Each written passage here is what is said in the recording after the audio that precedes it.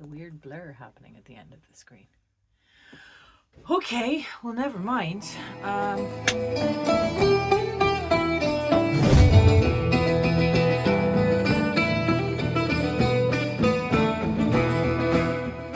How are ye? Welcome to the Candlelit Tales YouTube channel. Welcome back. If you're coming back, welcome if it is your first time.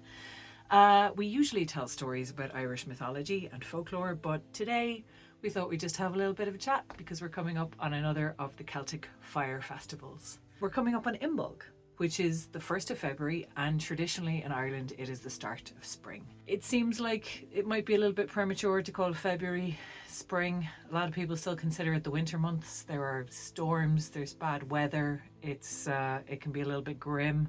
It's also traditionally linked in Ireland with just kind of the threshold of new life coming back. And all of the Celtic fire festivals are very much about like the start of the thing rather than the thing itself, which is why you don't see as much emphasis on like midsummer and midwinter here. It's all about thresholds and it's all about beginnings. And we're coming into the beginning of spring. So Imbolg, the word Imbolg, it is thought to come from the Old Irish, which means in the belly, Evolug. And that refers to the pregnancy of cattle and sheep. More so cattle, because if you've been here before, you would know Irish mythology and folklore, very big on cattle, big on sacred cows. And the pregnancy of cattle very much linked to the survival of people, especially during the summer months. Check out our video on Bealtaine for more about that. And if you've ever wondered about the Ireland's obsession with talking about the weather, I think it's very linked in this festival because the weather was really marked on this particular day. Whether it was good weather or bad weather, like augured well or ill for the season ahead. And this was a really important season. For farmers, it was the season to get ready for sowing. This was the time when you had to start ploughing the fields. You were expected to be done by Bealtaine, which is only 3 months away. So if the ground was still frozen, that would be a real concern, that would be a real worry. In some parts of the country, farmers would sort of ceremonially turn the first sod on the 1st of February as a way of like symbolically initiating the work. Although in a lot of places it was traditionally a day of rest or a day of avoiding certain kinds of work. And that varied from province to province and county to county. There were places where you wouldn't do anything to do with wheels for some reason. No carts would be driven, no bicycles would be ridden, you'd walk rather than ride your bicycle, and then no spinning as well. So anything to do with wheels was kind of verboten. And honestly, there was never really much explanation given for these kinds of local traditions. Like some places it was good to do a bit of work, some places you did no work. This is also the time of year when people start remarking regular as clockwork on the grand stretch in the evenings. I hear people from outside of Ireland who want to sound a bit Irish and want to kind of pay homage to the culture, say things like top of the morning to you. And there's a lovely sentiment there, but we don't say that. And we do judge you harshly, not to your face, but we do judge you harshly if you say things like that here. A far better thing to start talking about in February, if you want to really pass as a local or ingratiate yourself, is to start talking about the grand stretch in the evenings, because this is the time of year where it really becomes noticeable. The variation in light in Ireland is really dramatic from midsummer to midwinter. And this is the time where you actually genuinely start to see, oh, there's a little bit of leeway. It's bright after 3 p.m. That's exciting.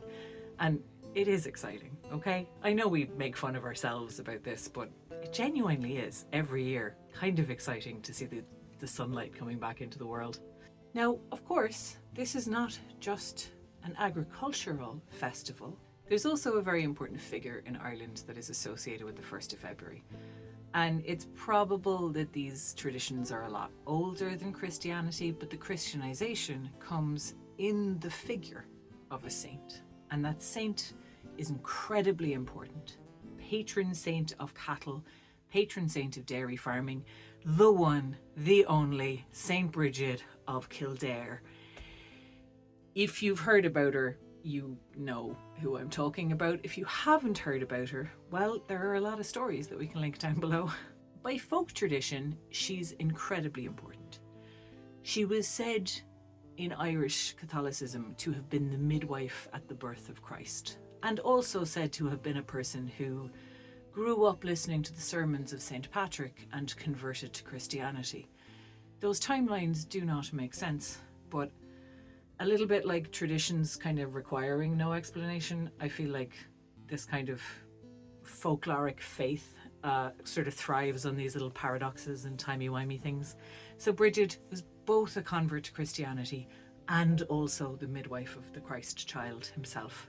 She's said to have founded the town of Kildare, which is a place in Leinster that you can go to, by building a church in an oakwood, which is what Kildare means. Kil means church and Dara means oakwood. And she planted the oaks and she built the church, and that is her town, and they are still very fond of her in Kildare. But she's genuinely celebrated all over the country. And there are different traditions associated with Brigid in different places. Now, I'm not going to go too much into the story of Brigid in this video because we've covered it before. You'll find videos of performances where we have told her story and kind of interwoven her story with the story of the goddess. Because one of the kind of interesting little factoids about her is that it's part of her story that she was named after a pagan goddess, that her father was a pagan chieftain, and that he was one of the kind of holdouts of paganism against the new faith, which was Christianity. And in order to kind of push that agenda, he named his daughter after a goddess. It's a little bit confusing there, though, because the goddess Brigid, or the member of the Tuatha Dé Danann Brigid, is not a particularly major figure. There's really only one story about her. She's one of the warriors who fights in the Second Battle of Moytura, which is between the Tuatha Dé Danann and the Fomorians. Again, we've covered that story on the podcast before, and you can find it linked below. I'm going to have to do a lot of linking after this, haven't I? Anyway, the only real story of substance about her is that in that battle, she had been married to Bress, the king of the Tuatha Dé Danann, who betrayed the Tuatha Dé Danann and went over to the Fomorian side and invited them in to kind of conquer Ireland for the Fomorians. And their son had sided with his father. Brigid witnessed her son being killed as he attempted to assassinate his uncle, her brother. It was all very enmeshed.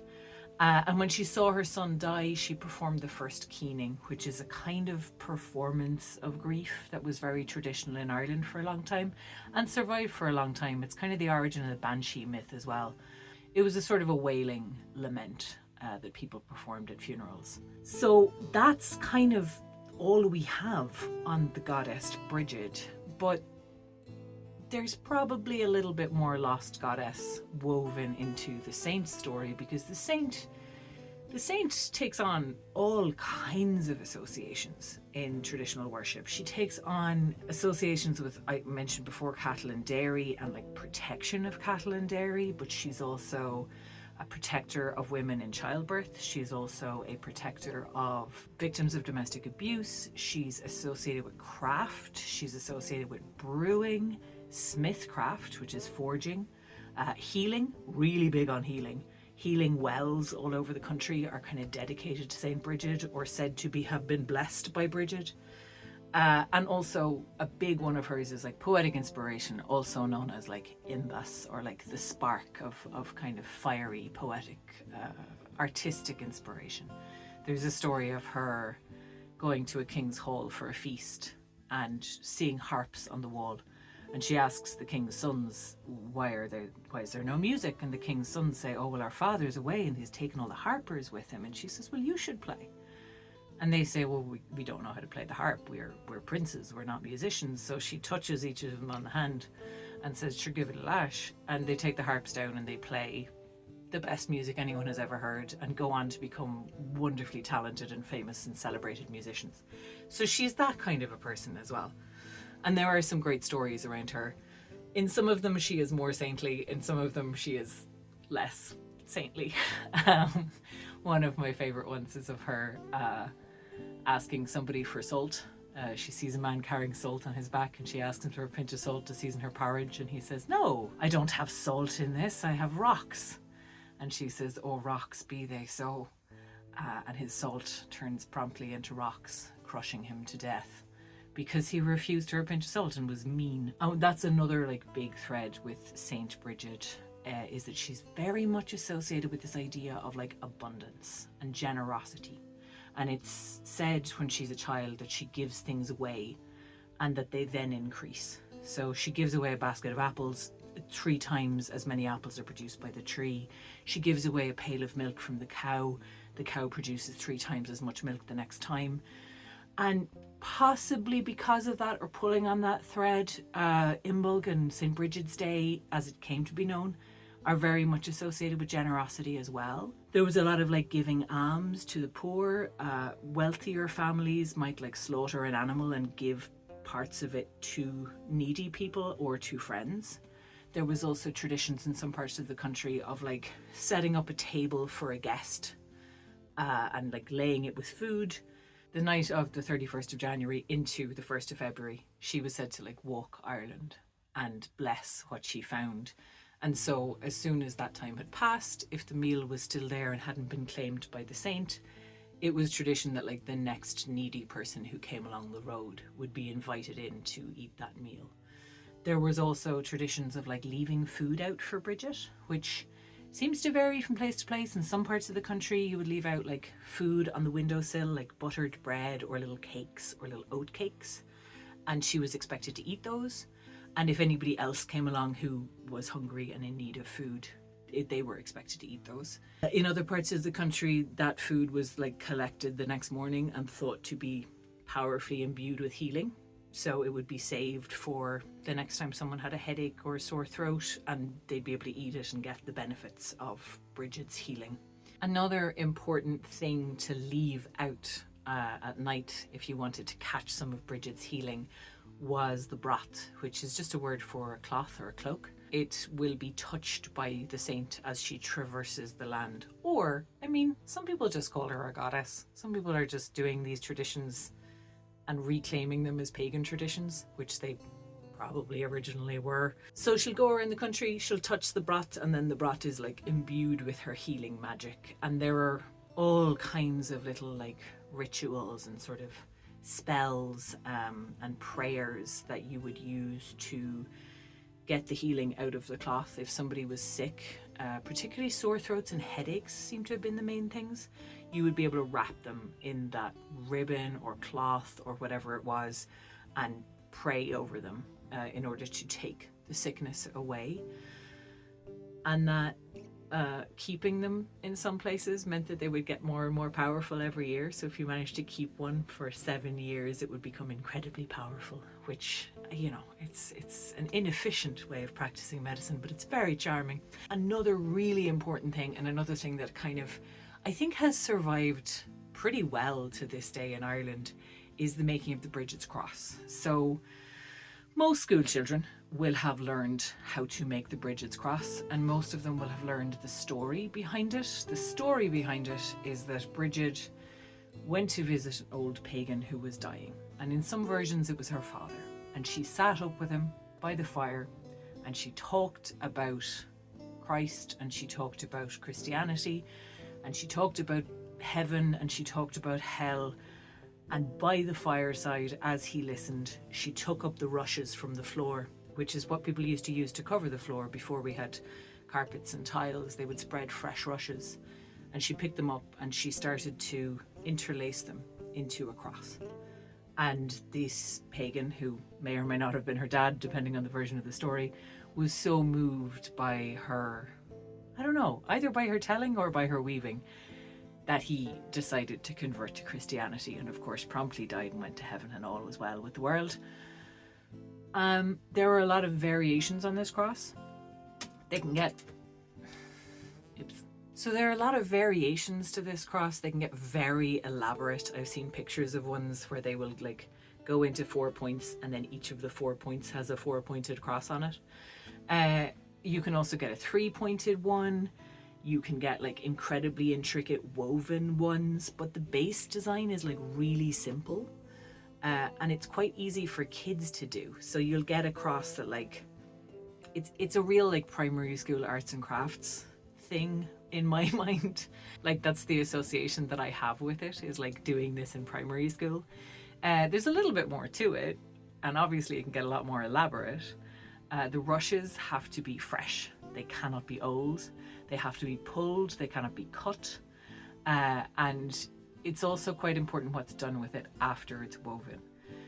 In some parts of the country, there was quite an elaborate ritual around the weaving. So in some parts of the country, there would be one member of the household would be kind of nominated to be Brigid and would go outside. It was usually a girl, although apparently it could also be the head of household, so it could be like the father of the family. But they would go outside with the rushes, knock on the door 3 times, recite a sort of like, bow down before me and pay me homage because I'm Brigid. And on the 3rd announcement would be let in, cast the rushes onto the floor. They would all eat their meal. And then after the meal, they would weave the crosses.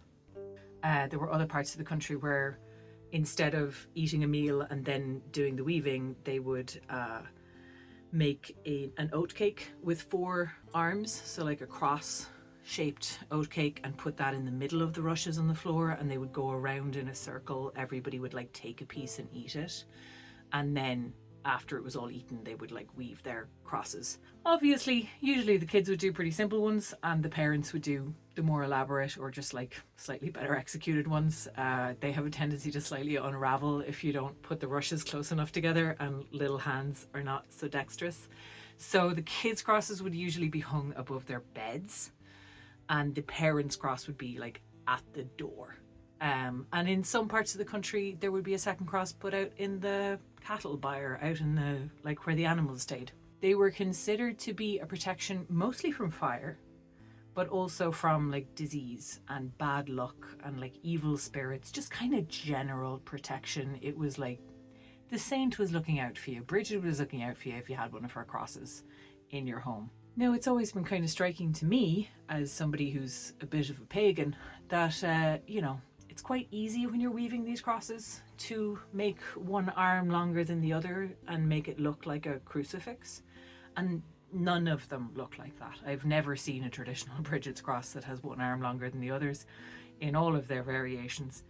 So it does seem like it's probably an older symbol, and you do have an occurrence of these kind of older symbols in Ireland, and particularly that like equidistant solar cross.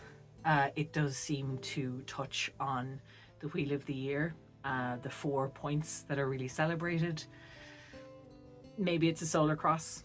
Again, as with many of these things, I'm mostly going off vibes and what happens in stories, and not going off a huge amount of like concrete information, because the pagans of Ireland did not write anything down. They thought that certain things were too important to write down and you had to figure them out for yourself.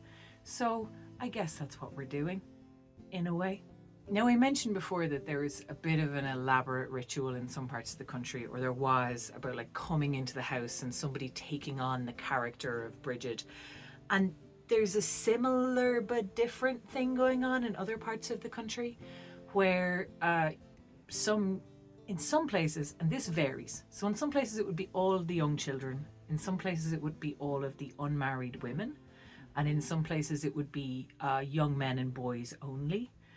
And there seems to be a little bit of a variation there in how like seriously this was taken. Like maybe the girls took it a little bit more seriously and were a bit more pious about it, and the boys were a bit more ripping the piss. But they would either, one of the girls would become Brigid for the night and would be kind of crowned the Brigid of, or the Brigid was the word for it. Brigid was like, it kind of means young Brigid. They would go around from house to house, and if there had been little cakes left out, they would take those, they would collect them, or they'd collect pennies. And rather than doing much of a performance, they would kind of do more of a prayer and a blessing on the household. And then there kind of seems to be a spectrum of how seriously it was taken, with other places making up like a Brigid kind of effigy. In some places they made it look, or they made an effort to make it look good. It's hard to make a dolly made out of straw and turnip heads and cloth look anything other than really fucking haunted. But, in some parts of the country they made an effort to make it look good and make it look nice.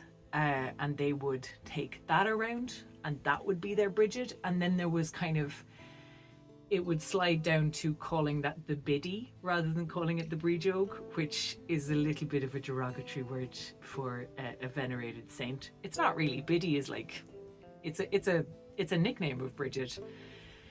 It kind of has the connotation of like a bit of an old biddy being like a not very complimentary word for a woman of a certain age. Now, it was all still very much within the community. It was something that was either within the home or within the immediate area. People weren't going far afield at Imbolg, and I think unlike, you know, some of the other fire festivals we've discussed, there wasn't quite that sense of like trepidation about the other world being near. Imbolg was quite celebratory. It's quite a hopeful festival. It's all about like the work beginning for the new year, and like the starting of things. And like I said, you know, we make fun of it ourselves talking about the stretch in the evening, but it's exciting every time. And it's that feeling of, you know, the dark times are over. They will always be over. It's always a cycle. There's always going to be another turn of the wheel. And this is the time where we start waking back up to optimism and hope, which I think is something that, you know, everybody needs to remember. The hard times pass and the good times come again, and the light comes back into the world little by little, even after it seems terribly dark. So that's Imbolg. So let us know in the comments below. Let us know if you enjoyed this video, if you learned something new. Let us know if you grew up with any of these traditions, or if you are growing up in a different tradition, was there any association with the start of spring, with the 1st of February where you're from? And if there are any other aspects of Irish folklore, Celtic mythology that you would like us to cover, just, you know, drop a suggestion in the comments, and we will see you next time. I always feel like a dick saying that.